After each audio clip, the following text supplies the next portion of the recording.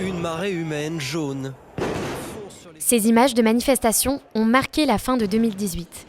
Jusqu'à près de 300 000 personnes dans les rues dans toute la France pour plus de justice sociale et économique. Et la détermination des Gilets jaunes à faire plier le gouvernement reste intacte. Face à cette colère que rien ne semble pouvoir apaiser, Emmanuel Macron lance le grand débat national, présenté comme un outil de crise consultatif par le gouvernement. Pour réussir, nous devons nous rassembler et aborder ensemble toutes les questions essentielles à la nation. En plus de la tournée du président pour rencontrer les maires et de sa missive de 5 pages envoyée aux Français, le grand débat se joue aussi au plus proche des citoyens. 16 337 mairies mettent à la disposition de leurs habitants des cahiers de doléances. L'intention, recueillir sans filtre la volonté des Français et la faire remonter au gouvernement. Une promesse, la transparence. Les données récoltées seront en open data, en consultation libre sur Internet. Tout doit être en transparence totale. Les garants y sont extraordinairement attachés, nous aussi. Certains appellent ça l'open data. L'idée, c'est que on veut pouvoir mettre sur la plateforme tout en transparence. Tout doit pouvoir être consulté par tout le monde. Rien de caché. Les Français sont réactifs. 630 000 pages rédigées en un mois. Notre équipe s'est rendue dans l'Oise, à Auger-Saint-Vincent. Il y a 2 ans, Dominique Carreau avait déposé ses doléances. L'architecte à la retraite a rédigé 5 pages, comme le président. J'avais gardé effectivement ce texte qu'on avait fait avec mon épouse. Alors je vois inciter à l'isolation thermique des bâtiments, utiliser si possible les transports moins polluants, les voies ferrées. Ça nous a paru une occasion importante. Enfin, c'était une excellente idée de proposer aux citoyens de dire ce qu'ils avaient à dire. Mais aujourd'hui, il ignore ce que sont réellement devenus ces mots. Nous lui avons proposé de poser la question à son maire.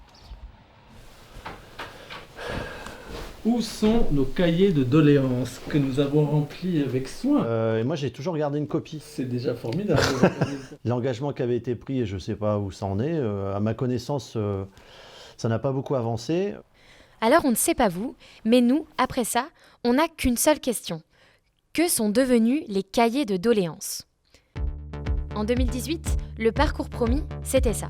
Les cahiers sont remplis dans les mairies, puis transférés aux préfectures, qui elles-mêmes les renvoient à la Bibliothèque nationale de France, chargée de les numériser. Ces copies numériques sont aux archives nationales, surtout à destination des chercheurs. De l'autre côté, les cahiers physiques sont renvoyés aux archives départementales. Et tout ça, accessible à tous, partout et sans condition. Ça, c'était la promesse, le plan idéal. Dans les faits, c'est un peu différent. Nous avons fait le tour des archives départementales pour tenter d'accéder aux doléances. Et le chemin vers les cahiers relève parfois du parcours du combattant. On envoie un email à notre adresse mail. Brigitte, tu as déjà eu cette question, toi, les cahiers de doléances qui peuvent les constituer? Si vous souhaitez prolonger l'attente, composez le 1. Alors, par contre, tout n'est pas communicable. Ils sont communicables qu'au terme de 50 ans. Sur les 51 départements contactés, les documents que nous recherchons ne sont accessibles dans leur intégralité que dans 18 d'entre eux. Pour y accéder, il nous faut une dérogation. Délai d'obtention, 2 mois. Le gouvernement a proposé une loi pour accélérer la procédure, mais elle n'est pas encore appliquée. Nous avons finalement obtenu une autorisation pour le département de l'Essonne. Bonjour. Je voudrais accéder aux archives des cahiers de doléances. D'accord, donc on va procéder d'abord à une petite inscription. Du coup, là, je remplis mes coordonnées et au dos, les raisons pour lesquelles je suis là aujourd'hui. Donc moi, c'est pour consulter les cahiers de doléances. Il nous faut ensuite dénicher le bon document sur le serveur interne, parmi toutes les données conservées par l'institution. Au sous-sol, entre les registres d'état civil du XVIIe siècle et les plans du cadastre napoléonien, les cahiers de doléances de 83 communes. On s'est armé de patience dans l'espoir d'avoir enfin dans nos mains les mots des Essonniens. Et finalement, après près de 1h30 de procédure et d'attente... Voilà, vos documents sont arrivés. Les gens ne peuvent pas y accéder normalement ou ils y accèdent sous dérogation? Comment ça se passe? Que sur dérogation. Ces documents sont protégés sur un délai de 50 ans. Puisqu'il peut y avoir des informations nominatives et donc le souci est de protéger la vie privée des personnes. Dans ces cahiers citoyens, nous avons retrouvé une mine d'idées. Obliger les entreprises à ne pas polluer. Le retour de l'ISF, y compris pour les œuvres d'art. Indexer les retraites sur les coûts de la vie et pas sur un indice des salaires. Faire circuler les trains sur les petites lignes. Si nous avions voulu consulter toutes les archives du département, cela nous aurait pris 9 demi-journées. Les contraintes pour accéder aux cahiers de doléances sont nombreuses. Peu de communication sur où elles se trouvent, une dérogation obtenue en 2 mois, 2 à 3 jours d'ouverture des archives par semaine et fermeture les week-ends. Pas possible d'emprunter plus d'une dizaine de documents à la fois.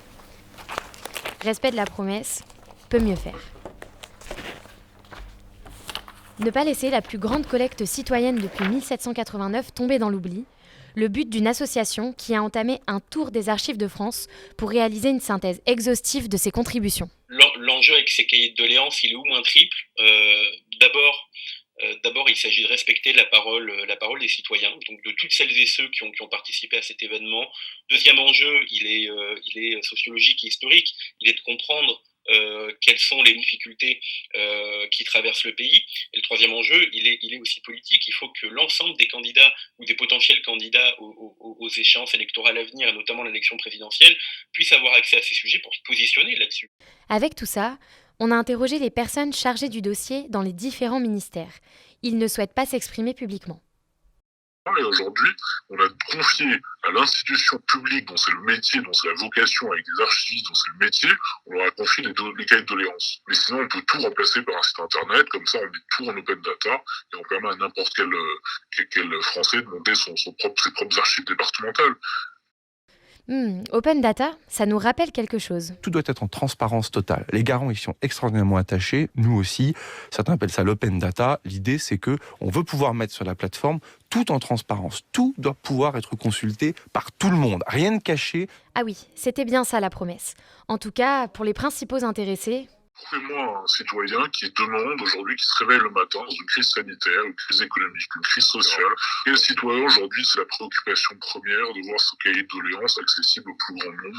Alors oui, dans notre microcosme politique, journaliste, cache d'investigation, envoyé spécial, oui, on aime bien ces sujets. On a fait écouter cette réponse à notre habitant d'Auger-Saint-Vincent.